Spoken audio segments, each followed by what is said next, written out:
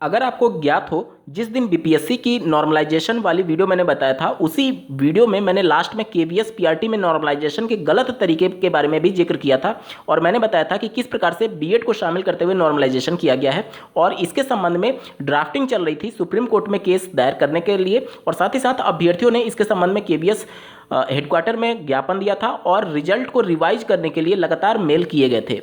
इन सबके बाद से केवीएस हेडक्वार्टर अपनी गलती को स्वीकार करते हुए फिर से रिवाइज रिजल्ट जारी कर दिया है। आप देख पा रहे होंगे 27 अक्टूबर 2023 यानी आज ही के दिन केंद्रीय विद्यालय संगठन के ऑफिशियल वेबसाइट पर जाएंगे तो ये नोटिस आपको मिलेगा। देखिए यहाँ पर क्या लिखा गया है, प्राथमिक शिक्षक पद हेतु साक्षात्कार के लिए चयनित अभ्यर्थियों की सूचियां दिनांक 19 अक्टूबर को केंद्रीय विद्यालय की वेबसाइट पर अपलोड की गई थी। उसके उपरांत परीक्षार्थियों से ईमेल के माध्यम से अंकों के सामान्यीकरण यानी नॉर्मलाइजेशन प्रक्रिया के संबंध में कुछ प्रतिवेदन प्राप्त हुए थे, जिनको केंद्रीय विद्यालय संगठन द्वारा केंद्रीय माध्यमिक शिक्षा बोर्ड यानी सीबीएसई की बात की जा रही है, परीक्षा एजेंसी को अग्रेषित किया गया था। इस विषय में केंद्रीय माध्यमिक शिक्षा बोर्ड नई दिल्ली द्वारा सूचित किया गया है कि पहले जो इनके द्वारा रिजल्ट तैयार किया गया था वो रिजल्ट तैयार हो गया था आपका अप्रैल में ही। देखिए दूसरे पैराग्राफ में देखिए, इस प्रतिवेदनों को ध्यान में रखते हुए सामान्यीकरण प्रक्रिया को पुनः जांचा गया। चूंकि परीक्षार्थियों का अंकों का सामान्यीकरण अप्रैल माह में हो गया था और उस समय चूंकि 11 अगस्त का जजमेंट नहीं आया था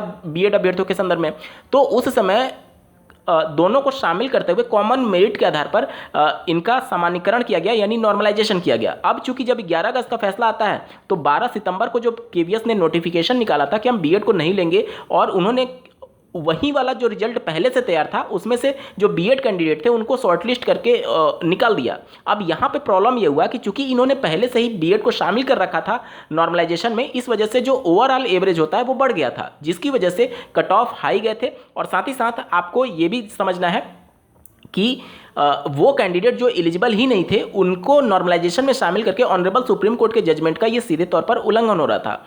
और नॉर्मलाइजेशन में एक छोटी सी गलती कितना कट ऑफ पर इंपैक्ट डालती है आप अपने स्क्रीन पर देखिए। इनके द्वारा रिवाइज्ड कट ऑफ भी जारी किया गया, आप पहले वाले कट ऑफ से मिला लीजिए। भले ही 0.00001% ही क्यों ना बदले, लेकिन गलत है तो गलत है। वो केंद्रीय संगठन के द्वारा, केंद्रीय विद्यालय संगठन के द्वारा, केवीएस के द्वारा जब नॉर्मलाइजेशन में गलती को एक्सेप्ट किया जा सकता है तो बीपीएससी ने अगर नॉर्मलाइजेशन के बिना रिजल्ट जारी कर दिया है तो बीपीएससी मजबूर हो जाएगी अपने गलती को एक्सेप्ट करने के लिए। अब आप सोच लीजिए कि नॉर्मलाइजेशन का कितना बड़ा इंपैक्ट पड़ता है। केवीएस झुक गई है और बीपीएससी का इंतजार है कि वह नॉर्मलाइजेशन को लेकर के आगे किस तरीके से आगे बढ़ रही है। हालांकि जो बीपीएससी है उनका आज के ट्वीट के माध्यम से ये बातें निकल करके आ रही हैं कि उन्होंने इसके संबंध में जरूरी कदम उठाए हैं, लेकिन वो जरूरी कदम दिख नहीं रहे हैं रिजल्ट में। क्योंकि अगर नॉर्मलाइजेशन होगा तो देखिए कट ऑफ इस प्रकार से जाता, दशमलव में जाता, लेकिन कट ऑफ जो है वो होल नंबर में है। इसका मतलब ये है कि बीपीएससी ने नॉर्मलाइजेशन किए बिना रिजल्ट जारी कर दिया है, जो कि होल नंबर में आपको कट ऑफ दिख रहा है, जो कि प्रैक्टिकली पॉसिबल ही नहीं है अगर नॉर्मलाइजेशन होगा तो।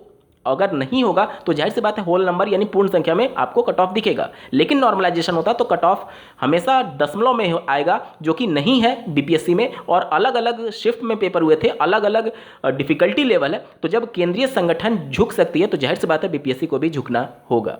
इस वीडियो को देखने के लिए आपका बहुत बहुत धन्यवाद। भगवान करे आपका दिन शुभ हो।